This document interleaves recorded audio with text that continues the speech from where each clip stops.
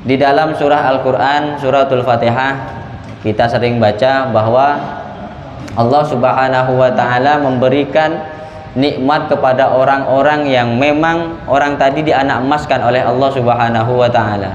Di dalam Al-Quran Allah menyebutkan ihdinas siratal mustaqim, siratal ladzina an'amta alaihim. Wahai Allah, ihdinas siratal mustaqim, berilah kami petunjuk kepada jalan yang lurus.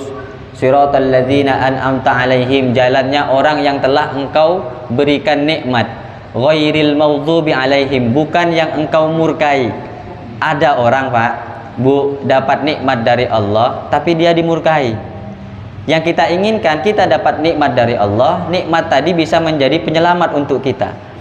Pertanyaannya, kira-kira siapa yang mendapatkan nikmat dari Allah Subhanahu wa Ta'ala akan tetapi hidupnya malah mendapatkan murka, ketidaksukaan Allah Subhanahu wa Ta'ala?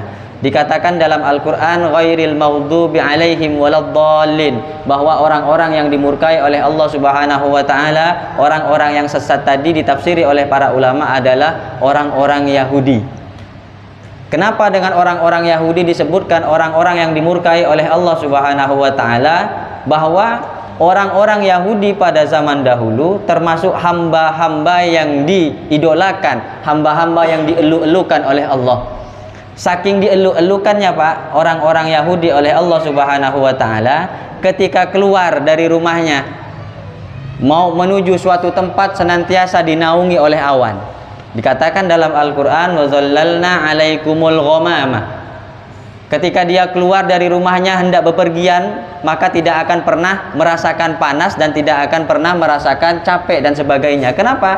Karena kalau keluar dari rumahnya apabila dalam kondisi teriknya matahari akan dinaungi oleh awan. Dinaungi oleh awan, saking dimuliakannya oleh Allah Subhanahu wa Ta'ala. Wa zallalna alaikumul ghamama wa anzalna alaikumul manna wassalwa. Dan juga ketika dia mohon kepada Allah, Pak, langsung seketika doanya diijabah oleh Allah. Saking mulianya bangsa Yahudi. Orang Yahudi kalau hidup di Indonesia, kira-kira misalnya, Pak, hidup di Pontianak minta ayam geprek, ya Allah, geprek turun dari langit geprek, Pak. Ya Allah, sate turun dari langit sate, Pak. Saking disayangnya orang-orang Yahudi pada zaman dahulu.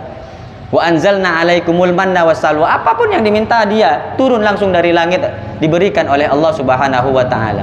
Akan tetapi bangsa Yahudi yang diberikan nikmat yang sangat besar oleh Allah Subhanahu wa Ta'ala tidak punya rasa terima kasih sedikit pun, sehingga melalaikan dan menyalahgunakan nikmat yang diberikan oleh Allah.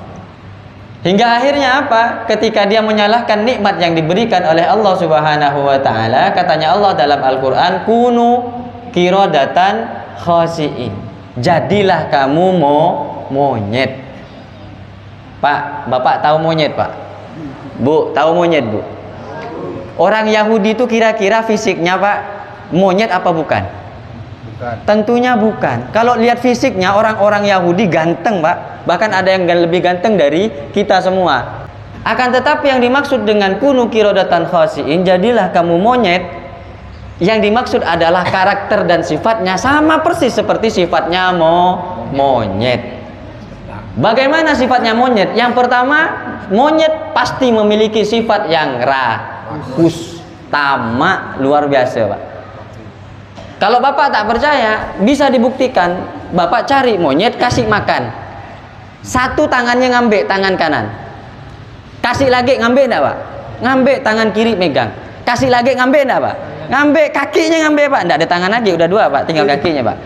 Kakinya megang, kaki kanan megang, kasih lagi kaki kiri megang. Ini penuh, Pak, sampai begini mulut. Ini kebiasaannya monyet. Nah, orang kalau punya sifat seperti ini, Pak, berarti sejatinya fisiknya saja manusia, tapi karakternya adalah monyet. Saking tamaknya orang tadi.